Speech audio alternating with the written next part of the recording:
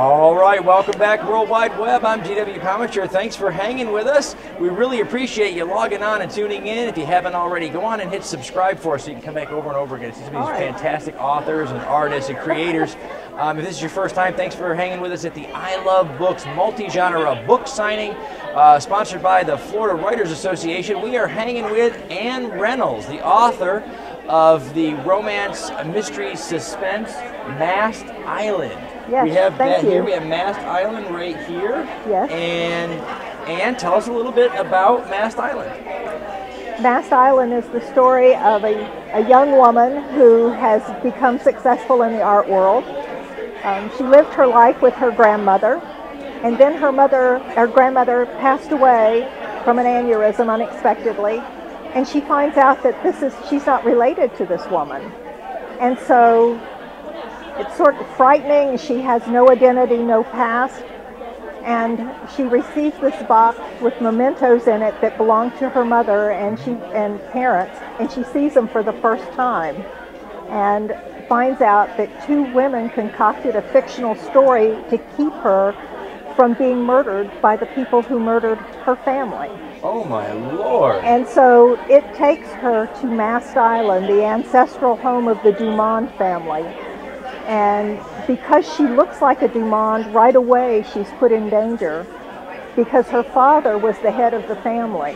And he was supposedly killed because he disappeared and was never seen again. He was attacked. Wow. So she had lost both of her parents. And so it's really, it's her journey, and as soon as she gets on Masked Island, her life is in danger. And she meets a biologist who is there working, and he's also a support professional with the FBI, and he's investigating her family secretly. Oh, wow. So there's a lot going on. There's a lot going on. Now, what inspired this story? All of my books came to me from beginning to end, just all at once. And so I'm one of the few authors that I wish that would happen just one time. Just one time. That's amazing. How many books do you have out? Three. And I'm writing a murder mystery now. The first two are romances. Okay. And I'm just having a lot of fun writing. When did you start writing?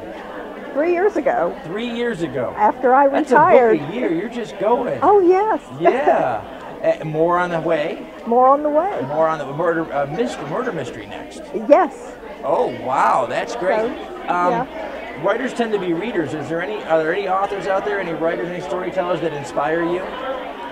You know, I enjoy multiple writers. In fact, I love thrillers, but I don't feel comfortable or confident enough to write a thriller, you know, but I'm working on that. Yeah. It takes some research. And it does, and I think the most difficult part of when you're writing to a genre, especially one that you really love, I've wanted to do a science fiction book forever, but the idea of putting my name on something and then writing science fiction below it, I just think, oh my, am I there yet? Okay. I always think that. So it is. That's a challenge. Well, I like Greg Iles. I think he's a wonderful writer, and all of his books are different.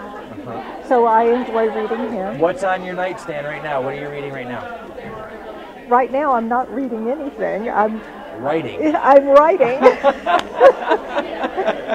It is hard. Now, I do read the Bible, so there you go. And I'll tell you, one thing about my books, the characters are too flawed for the Christian market.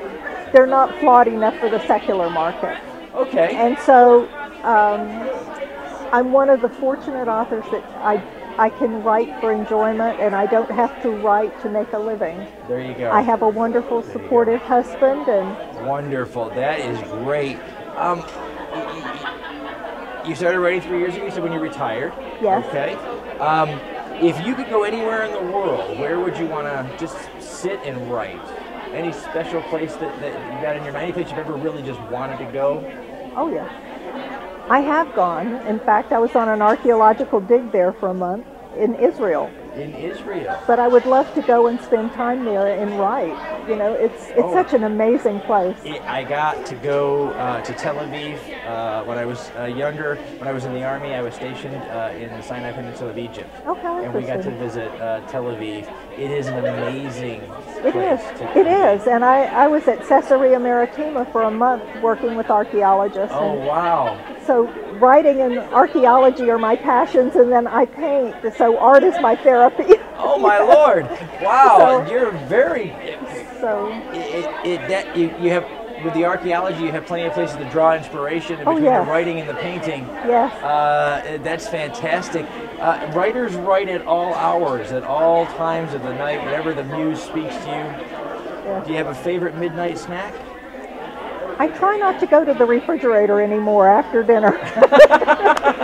I've been trying that for years. I don't succeed, but I try. No, I don't have a midnight snack, but I do drink regular coffee at night, and I usually have 2 cups. Okay. And my husband finally learned how to, I corrupted him. And he also drinks it, and it doesn't manage to keep us awake. Well, so. That's good then, that's good. Do you have any favorite fictional characters, anybody that you wish you could write for? You know, when I was teaching, I wanted my students to love reading, and so I would buy them each one book, and then we would have it for 6 weeks, and then all of the vocabulary came from the book, and we discussed it, and then I showed them the movie. One of them was Jules Verne's Mysterious Island. Wonderful. It didn't have any women in it, so when I showed the movie with screaming women and giant crabs and things, they were all laughing. But it's such an interesting book about survival and how you have to get along. They were so diverse. You have to get along and choose a leader to survive. And he had a wonderful imagination, Jules Verne. Oh, Lord. Yes. He had a wonderful way of telling us about ourselves in the most fanciful way. Right. And when you walked away, you felt like you knew a little bit more about who you were. Because you could put yourself in those characters. Right. And Jules Verne was a favorite of mine growing up. And I had a teacher who very much wanted us to love to read. And similarly, there were several books a year that she would just randomly choose. And we'd all get the book, and she would read various chapters aloud while we would read the rest for homework.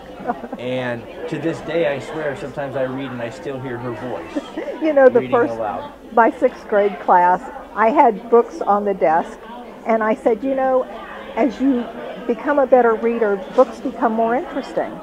And I picked up a book, and I said, you can open a book anywhere, and you can find how interesting it is. Well, I opened up Tarzan, the Apes, and I read 2 pages where he killed a person, and everybody said, I want that one, I want that one. Just randomly. Wow, talking about luck of the draw. Do you have a project that you're working on right now? We have Anything you can tell us about? Well, not with the writing, but we have a very significant archaeological site on our property, and an archaeologist is coming, and we mentor students, and actually it just got filmed last week. Wow! And a lot's been written about it, but it's a pre-Columbian site that's a village site that's on 61 acres of 101 acres, and it goes on to another person's property. Yeah. And it's been very interesting. We donated all of the artifacts to the Florida Museum of Natural History. Oh, that's fantastic. And, oh yeah, they cleared shelves to get it. And that was 3 years ago, and they're starting to put them out now. Oh, wow. So that is exciting. It has been exciting. One of my younger sons is just finished his bachelor's degree in anthropology. Oh, wonderful. And he's having the time of his life. I like to pick on him. He's waiting for his postgraduate work to start, so I like to pick on him. He was fortunate. I was very fortunate with this one. He had 2 degrees when he graduated high school. He got his Associate in Arts and Associate in Science, and then he went for his bachelor's. So I'm famous for telling him that while he waits for his postgraduate work to start, he's the only pizza maker I know with 3 degrees. But it's fantastic, and it's a fascinating subject to see where we came from. It is. It's so indicative of where we're going sometimes. That's right. And thank you so much, Anne. Thank you. We have to wrap it up, folks. Again, thank you to our partners at the Florida Book News, Authors for Authors, Something Unique Magazine, Books, Chocolate, and Wine, our friends over at Wordfire Press, our new friends here at the Florida Writers Association. I'm G.W. Pomichter. We've been hanging with Anne Reynolds, the author of the mystery suspense novel Masked Island. And what are the other novels? A Will of Her Own. A Will of Her Own. And Winter Harvest. And Winter Harvest. We're going to put those links down in the description, so come on back and check that out. Remember, subscribe, log on, tune in, and see who we're hanging with next. Thank you.